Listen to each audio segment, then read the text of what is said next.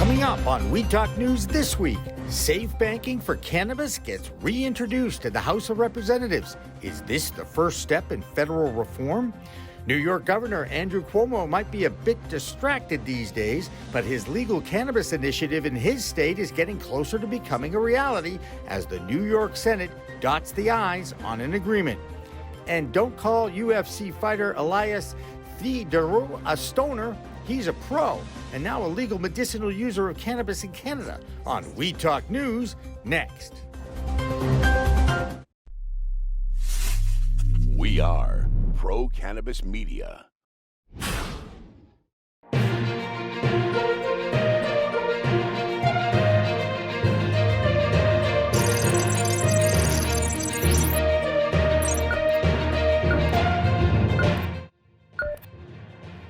Hi, everyone. Welcome to another edition of our weekly roundup of cannabis news we call We Talk News. I'm Jimmy Young from Pro Cannabis Media. Now, it looks like the first test on cannabis reform at the federal level will be in Congress, and it will be focused on safe banking. 3 times in the past, the U.S. House of Representatives has approved the safe banking bill, but it never made it to the Senate floor.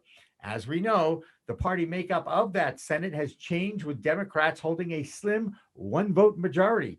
This Secure and Fair Enforcement Banking Act passed by a whopping 321 to 103 vote in September of 2019, but stalled in the Senate and was completely ignored by the then Republican Senate majority. And of course, the impact of the pandemic on our federal government. Meanwhile, on Friday's Green Rush Live, that'll be live at 4 p.m. Eastern, we will talk with Morgan Fox, the communications director of the NCIA, about the latest efforts in the lobbying trenches in Washington, D.C. Speaking of lobbying, New York State politics has been consumed by the rash of accusations of sexual harassment by their governor, Andrew Cuomo. So far, he continues to thwart any moves for impeachment or resignation. In the meantime, his legislature is getting closer to passing a cannabis legalization bill. Quotes from the New York Senate leaders include, "We've gotten to an agreement on hundreds of issues. We are very close, in fact, extremely close." The last item that legislators are talking about now is the clause related to impaired driving. This could be passed even before the end of this week. Speaking of the Empire State, let's go to New York with Deborah Borchardt for this week's Green Market Report. Deborah?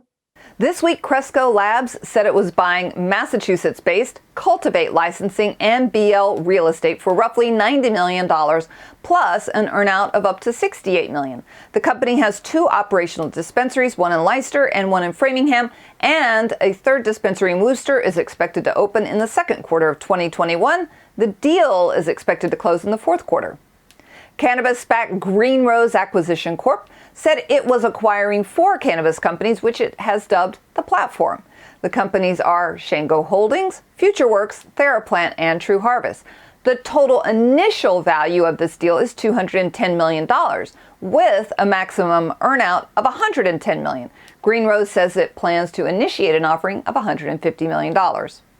And Green Thumb Industries reported its financial results for the 4th quarter and the full year. Revenue for Green Thumb increased 133% to $177 million for the 4th quarter. That is over the same time period in 2019, and it increased 12% sequentially. This also beat the analyst estimates, which had expected the company to report $167 million for the quarter. And that's the big news this week. I'm Deborah Borchardt with the Green Market Report for We Talk News.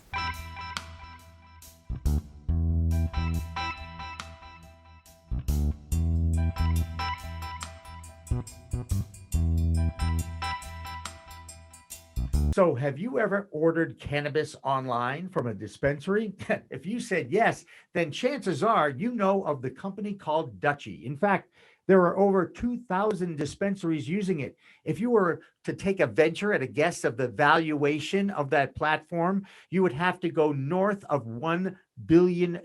Now, they've announced that they've raised another $200 million to boost their valuation at $1.7 billion. Amazing that they're only in 36 markets with those 2,000 plus dispensaries using Dutchie. It is a giant company in this industry that really has benefited from the essential classification of cannabis during the pandemic and, of course, online sales. Now, let's go to Michigan with Rick Thompson for our Michigan report. Rick?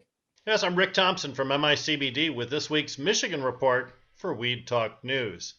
Live Life Financial Credit Union was just slapped with penalties by banking authorities in what AmericanBanker.com calls the first example of U.S. regulators calling out a financial institution for compliance failures involving the cannabis industry. The credit union still has and will hold on to 150 accounts with cannabis industry businesses, but the regulators say they failed to file important reports in a timely manner, especially those regarding large deposits of cash.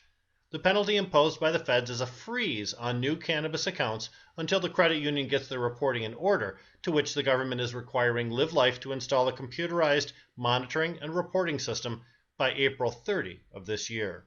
Important to note that the feds didn't tell them to not service the cannabis industry, just to do it in a compliant manner. In Detroit, 600 applications from legacy Detroiters have been received by the city during an exclusive opportunity window granted by the city's recently enacted cannabis legalization proposal. There are only 38 dispensary licenses available for legacy Detroiters. The head of the city's Civil Rights, Opportunity, and Inclusion Task Force, who commands the city's social equity cannabis efforts, has left her city position for a private sector job she will not name, but is believed to be within the cannabis industry. Well, that'll do it for this week's Michigan Report. I'm MICBD's Rick Thompson for Weed Talk News. So as we continue with our coast-to-coast cannabis news roundup, Minnesota is looking at ways to modernize their existing medical program. You know, that's been in place for 5 years now. That law bans the use of flower for medicinal purposes, meaning patients are limited to buying more expensive concentrates. So now they're talking about easing those restrictions, adding opioid addiction to one of the 9 medical conditions that qualify you for a card in Minnesota. There is also an adult use legalization bill on the state house floor as more and more states are using the existing legislative process for cannabis reform. New Jersey is actually starting to move towards setting up their structure for adult use, and Blazing Bakery's Tara Masu is right in the middle of that scene. Here's her report from the Garden State. Tara? I'm Tara Masu, and this is the New Jersey report for Weed Talk News. A new medical dispensary opened in Paramus this week called Rise. It's their second location and the 14th medical dispensary in New Jersey. Multi-state operator Green Thumb Industries, or GTI, is the owner of Rise, and they operate dispensaries in 54 locations in 12 states. 2 more medical dispensaries have plans to open soon, Zenleaf in Neptune and Breakwater in Asbury Park. Zenleaf is owned by MSO Verano. It is their second New Jersey location. Breakwater also has another location. Their first one is in Cranberry. Also this week, the Black Cannabis Equity Initiative in New Jersey put together a virtual panel as part of Women's History Month. The initiative started a conversation about social equity for women and minorities in the Garden State. It drew a group of cannabis advocates and thought leaders, including Assemblyman Andrew Zwicker, Assemblyman Jamel Holly, and Princeton Mayor Mark Frieda. There were also industry trailblazing women honored, such as Roz McCarthy, founder and CEO of the national organization Minorities for Medical Marijuana, Makeda Marley, daughter of legendary reggae artist Bob Marley, and me, founder and CEO of New Jersey's first edibles company. Cannabis being an industry that has been heavily criticized for lacking diversity, it is welcome change to see this issue finally being addressed. I'm Tara Masu, and this has been the New Jersey Report for Weed Talk News. Good news for our friends in South Dakota. The medicinal cannabis program can now move forward to launch on July 1st of 2021. State senators there tried to block and delay the law that was passed by an overwhelming ballot box initiative in November of 2020. Close to 70% of the voters in South Dakota voted to open a medicinal program, despite the objections from their governor. Now, no such problem in Vermont, although it's never easy. Here's Vermont's Green Nurse, Jessie Lynn Dolan, with what's going on with their adult use initiative in the Green Mountain State. Jessie Lynn? Thanks, Jimmy. I'm Jessie Lynn Dolan from Nurse Grown Organics and Vermont Cannabis Nurses, and this is the Weed Talk News Vermont Report. Governor Scott still hasn't appointed anyone to the Cannabis Control Board, and neither the Cannabis Control Board nor the Cannabis Advisory Board have any mandatory medical professionals or members with any medical training and experience at all. To support medical patients, the Marijuana for Symptom Relief Oversight Committee meets at minimum biannually to make recommendations to the legislator. However, the committee didn't meet at all in 2020, and the 2019 patient advocacy report was never submitted to the legislator. That is a lot of important yet missing information that was never passed on as the state formed and continues to form its cannabis laws. A bill currently in favor in legislative session amends to now include an opt-in default in May of 2023 for towns that have not yet voted to opt in or opt out cannabis retail establishments and integrated licenses. This is promising for a town like mine where the likelihood of an opt-in is slim. Another recent bill would allow existing medical dispensaries to begin selling cannabis in the fall of 2021 after paying substantial fees to support social equity programs. This would give them an unfair and undeserved advantage, but get the Vermont adult use tax and regulate system started earlier than anticipated. That's the Vermont Report for Weed Talk News. I'm Vermont's cannabis nurse, Jessie Lynn Dolan. With the Safe Banking Act ready for its fourth try to get to the Senate floor and passed, there are other stories coming out of the nation's capital, and that's where the Vote Pro podcast guys rock and rule. Here's Phil Adams with the DC Report. Phil? Hi, I'm Phil Adams from Vote Pro Podcast, here with the Weed Talk News DC Report. President Biden's top pick for director of the Federal Office of National Drug Control Policy has been an active proponent of expanding access to medical marijuana. Rahul Gupta, the leading candidate for the position commonly known as Drug Czar, is the former chair of the West Virginia Medical Cannabis Advisory Board. Gupta also served on Biden's transition team as the lead on drug policy.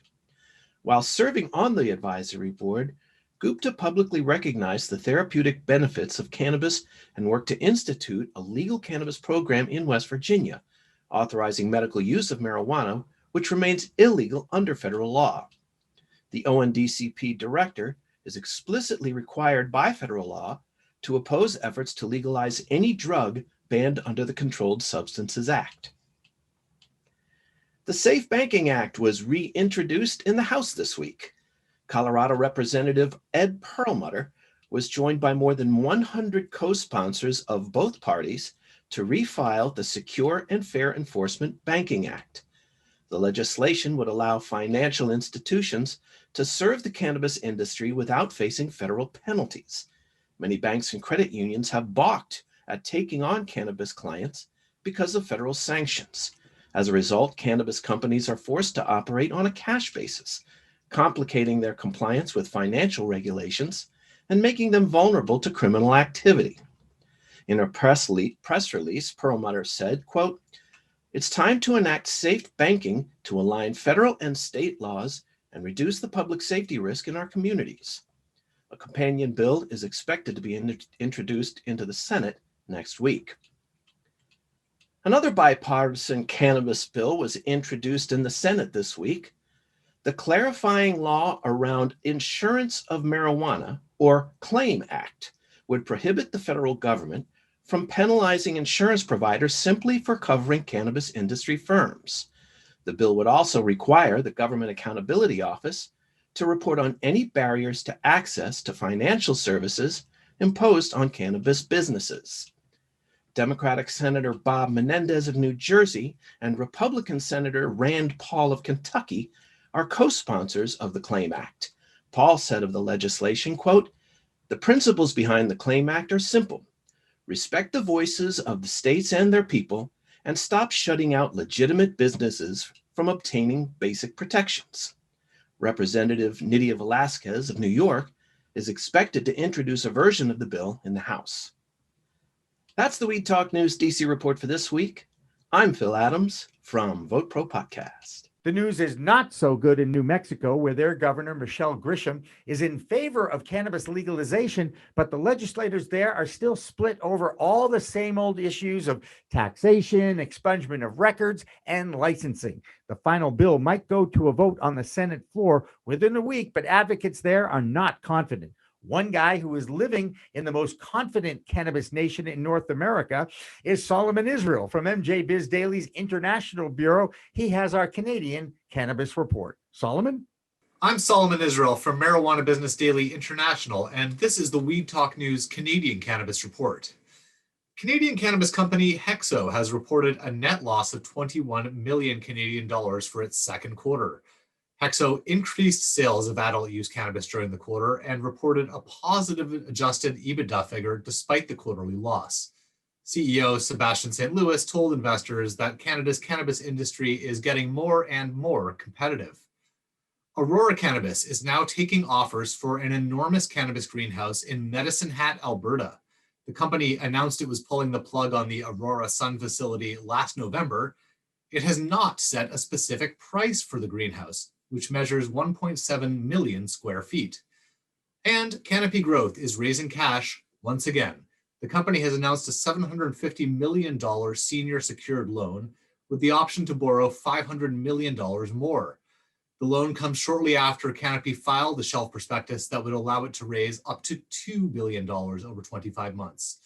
You can read all those stories and more at mjbizdaily.com. I'm Solomon Israel from Marijuana Business Daily. Here's this week's factoid, courtesy of MJ Biz Daily's Fact Book. Did you know that for every single dollar that is spent in the legal cannabis market, $2.50 gets injected into the economy? That fact and more available in the MJ Biz Daily Fact Book, available on their website, mjbizdaily.com. Now let's talk about the word stoner.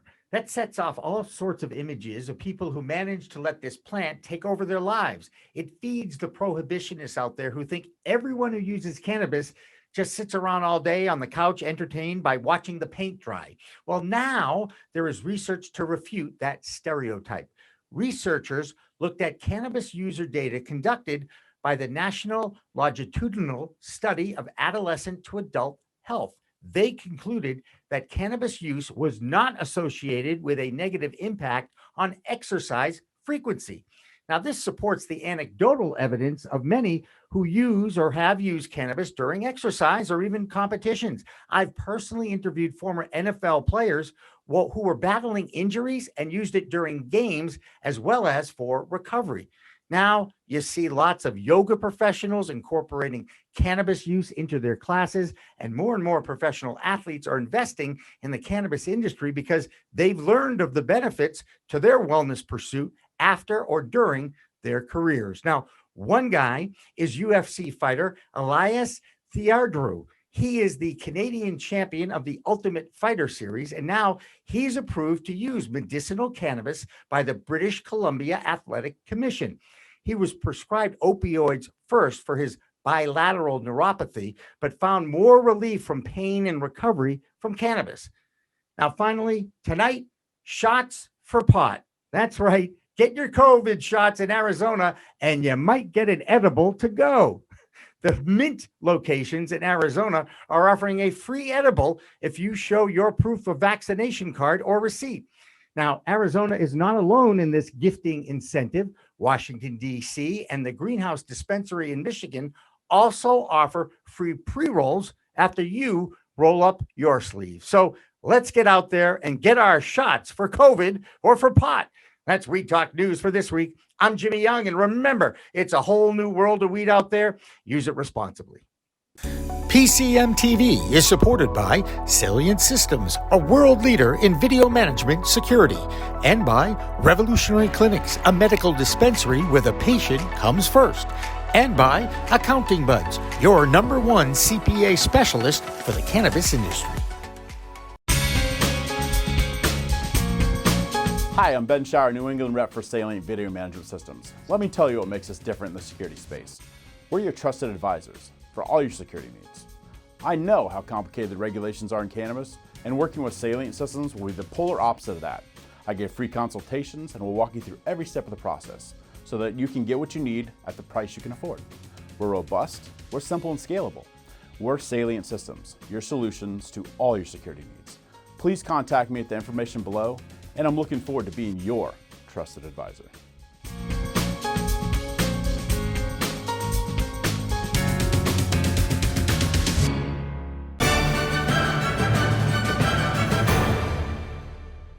Weed Talk and In the Weeds are two productions of Pro Cannabis Media supported by Revolutionary Clinics, one of the top medical cannabis dispensaries in the Massachusetts area, now with 3 locations in Greater Boston, 2 in Cambridge and 1 on Broadway in Somerville. Rev Clinics has a patient-first mission. They will customize your needs as a medical patient with the proper titration and combination of strains, flavors, and products. Rev Clinics, where the patient comes first.